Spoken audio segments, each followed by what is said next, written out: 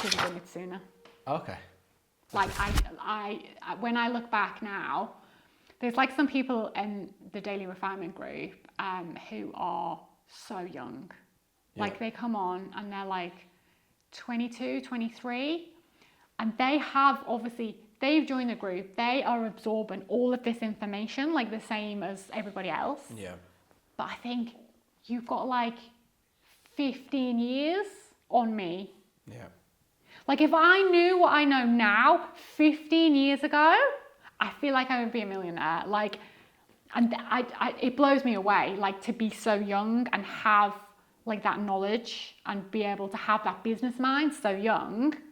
Like when I think I was 21, 22, like I was like probably in the nightclub like every Friday, Saturday night, and then hung over all day until I started work on Monday. So it's mad. So yeah, I wish I would have done it sooner. Yeah, that's nice. That's a nice way to wrap that bit up. Right. We've got some traditional questions at the end of the podcast for you, okay? So, first of all, any unknown hobbies? No, I do. I like craft stuff. Okay. So I'm a little, grab that, see that little sew thing there? This thing here? That little hoop, yeah. Yes, I made you that. can. Yeah, I made that. You're my, what's that? You're my baby. I didn't make that. Baby, okay. No. I made the Stay weird, hoop. I like these. And yeah, I made this. Like, I like kind of like textile based. Is But that you what don't- the question was? Yeah, any unknown hobbies? Any hobbies that you like? Crafting. Yeah, crafting. I try and go to the gym. I actually, before I like ramped up my business, I actually got really into the gym. Yeah.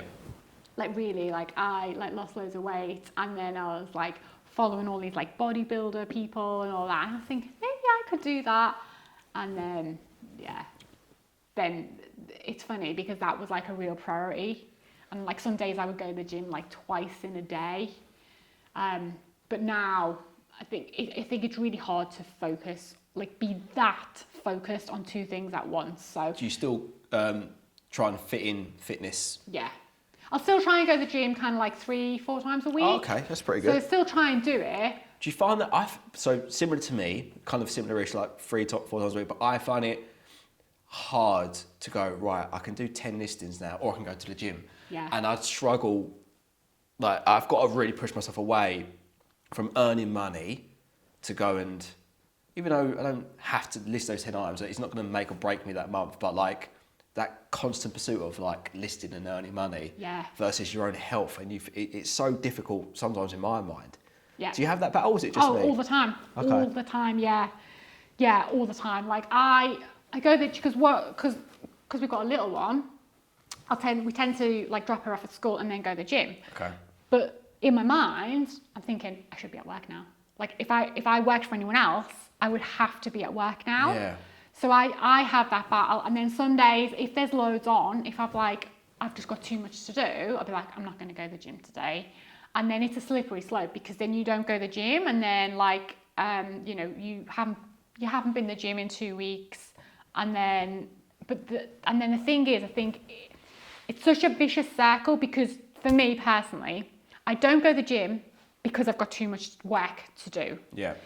And then I stress myself out with all the work I've got to do. And it's mad, isn't it? I'm saying I've got to do. Yeah. Like I don't have to do anything. No. But I put this pressure on myself, so I skip the gym. But then actually what I find is if I then just break away and I go to the gym and I go and do like even just like a 30-minute full-on cardio session, get those like endorphins flowing, I come out and I come here and I absolutely smash the day. Yeah. Because of the whole like the boost and like but then it's a vicious circle because then I'm back to it. I'm too busy to go to the gym.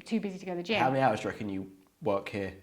I'm guessing you do more hours here than you were doing in a regular job, or maybe I'm wrong. Yeah, so here as in here, it's pretty much 9 till 3, 9 till 4, just because we have to work around our little girl. Yep. So actually here. But then what I tend to do is in the evenings when she's in bed, I can do like drafts, like listings, sourcing. So yeah, Never stops. No. And that's the one thing, like if someone says like what's your like biggest issue or like your biggest problem, it's the feeling of being on a hamster wheel, like I never stop. Like I can't even tell you the last time I would have sat on the sofa and watched the telly without a phone in my hand. Yeah. Like, I reckon probably a year. Like, That's a constant theme in a lot of these episodes. Yeah. Everyone I spoke to so far, except for maybe George, actually. I think George maybe does a better job of being able to detach, but most people, it's almost like, yeah, that same with me. I can't sit and watch a film without having a little scroll of Vinted, checking my eBay. I'm now making, again, a conscious decision to even put that in a different room. Yeah. So I'm like completely, but okay, again, we're not weird, and I think a lot of people watching this in this space probably feel exactly the same. Yeah. But it's interesting to see that common theme, really. Yeah.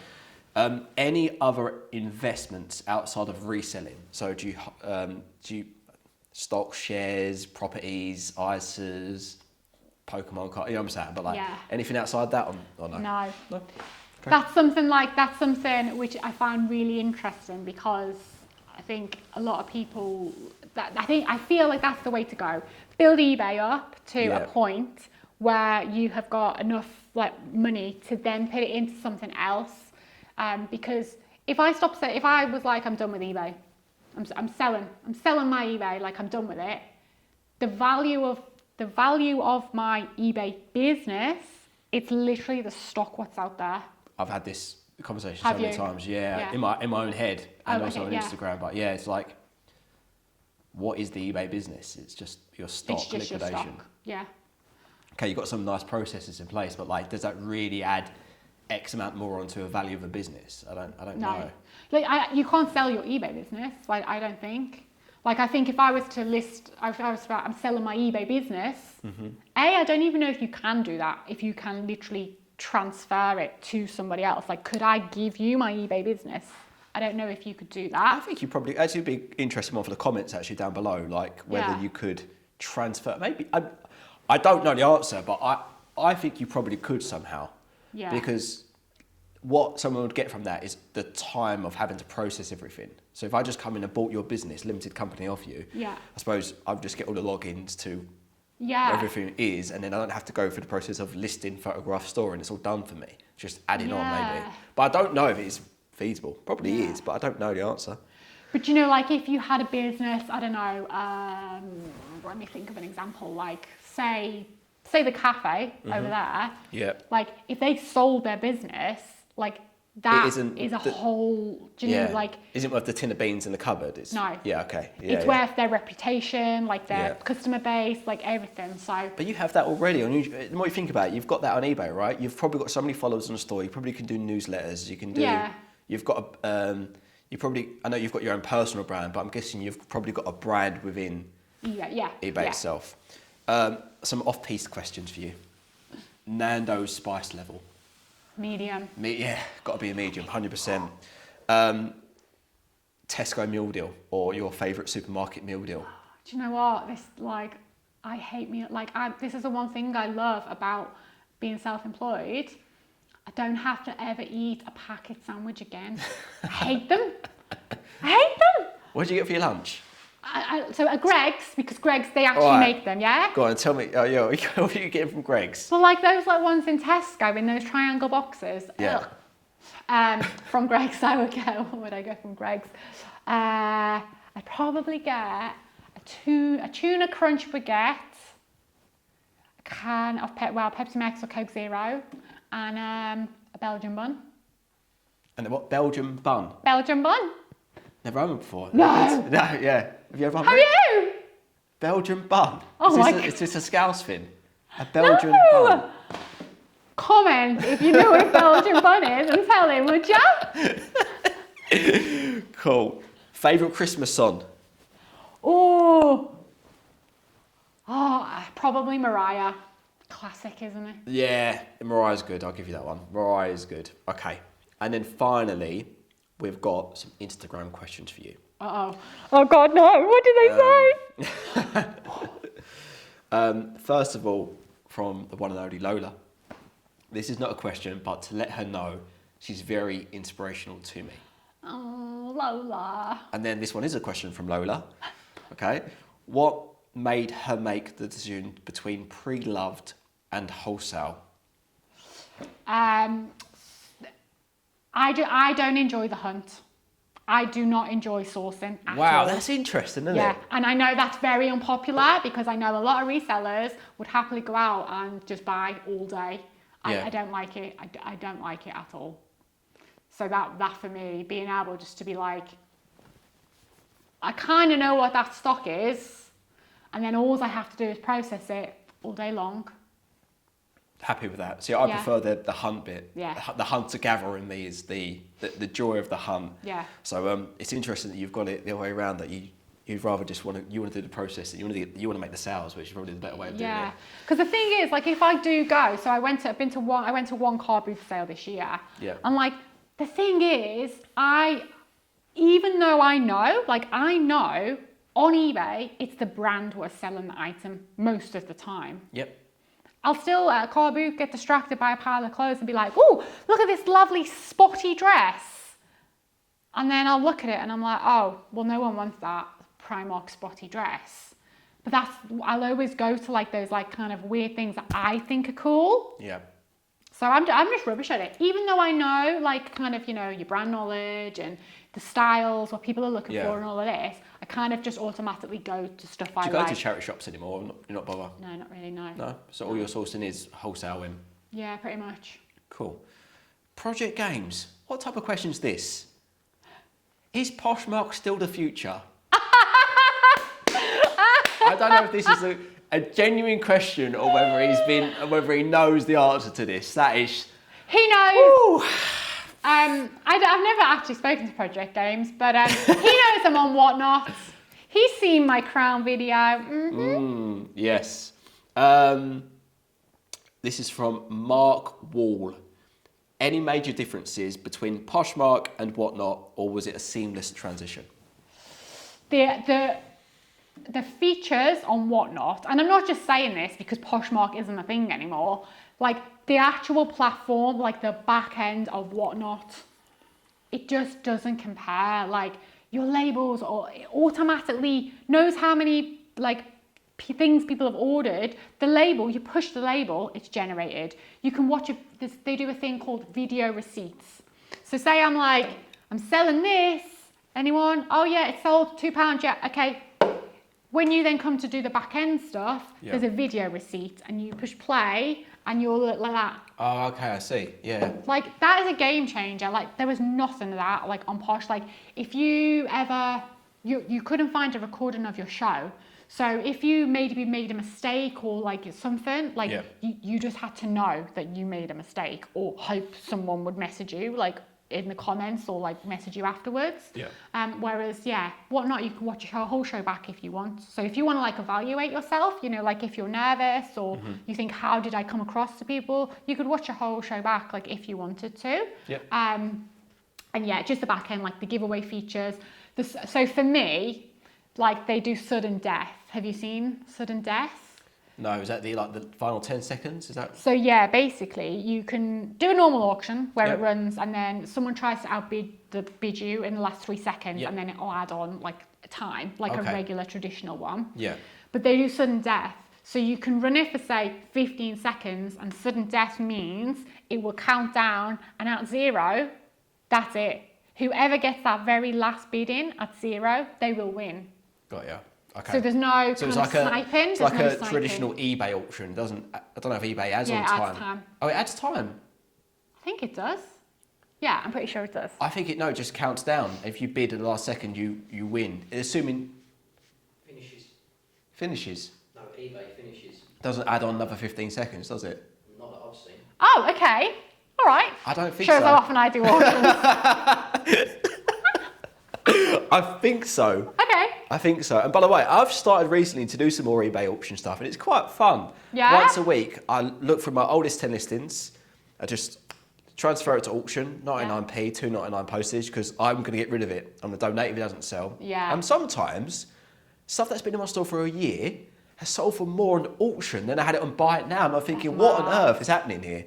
Strange. Something's obviously sold for a bit less, but it's not too bad. Worth having a go, having a play with. Anyone that wants to get rid of some old stock, anything that's been sitting in your store for a little while. So yeah. Finally, Final question comes from She Sells Car Parts. I think we may have spoken about this Hanley. individual earlier. Yeah. How do you find the new dynamic of working with your husband full time? Yeah, really good. Like we complement each other very well. Like I'm quite like can't sit still, always thinking, always like basically buzzing, and like I'm quite bossy.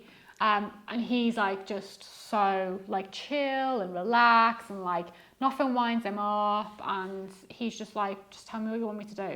Yeah. Like, so we work quite well. I hope he would say the same. I think we do complement each other, but like we've always been like that. Like obviously we knew how each other were and how we would work together. So yeah, it's going well. We are still kind of like trying to just figure things out. Like I don't think we've fully got into like a really good routine yet, just because we're kind of still, there's a lot of stuff going on behind the scenes. Like we need to like I think I overlooked the sourcing element because I kind of have always had like a consistent supply. I didn't ever think it would be an issue, but now it's like actually doubling. In theory, we need to double the amount. Like, actually, that is an issue. Like, to get double the supply is an issue. And then because I'm also doing Whatnot, I'm conscious on Whatnot that people don't want to come every week and see me selling the same stuff. Yeah, it's interesting. Never thought of it that way. So at the moment, we're trying to like really work really hard to trying to get that sorted. So that's eating up like a lot of headspace. You know the thing, like I've seen people talk about this, like you know you're about to grow or move on to the next level because like your head's so consumed and like you're a bit stressed and a bit worried. Do you know what I'm talking about? I'm always thinking of the next thing, but for me, I've had a very leveled eBay store, so maybe you're probably taking it to the next level. To me, at the minute, I'm not going through that period of growth yet. So, like I've heard other people say it, like you kind of like you go along and like everything's fine, and then all of a sudden you'll get like really stressed and like really like ooh, and generally it happens because something is about to happen to take you to the next level. Yeah. And I feel like, I mean, I kind of hope that's what's happening. So it's a bit stressy at the moment while we're like figuring things out and trying to get like more supply on board and stuff like that.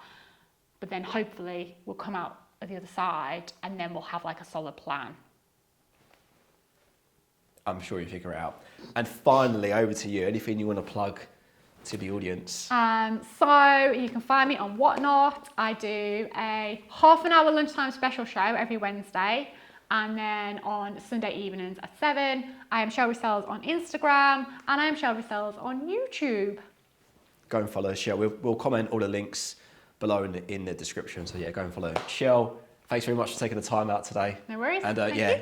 drink some Pepsi Max. Pepsi Max for the win. Enjoyed that. That was Thank awesome. you. Do you know what this hat is?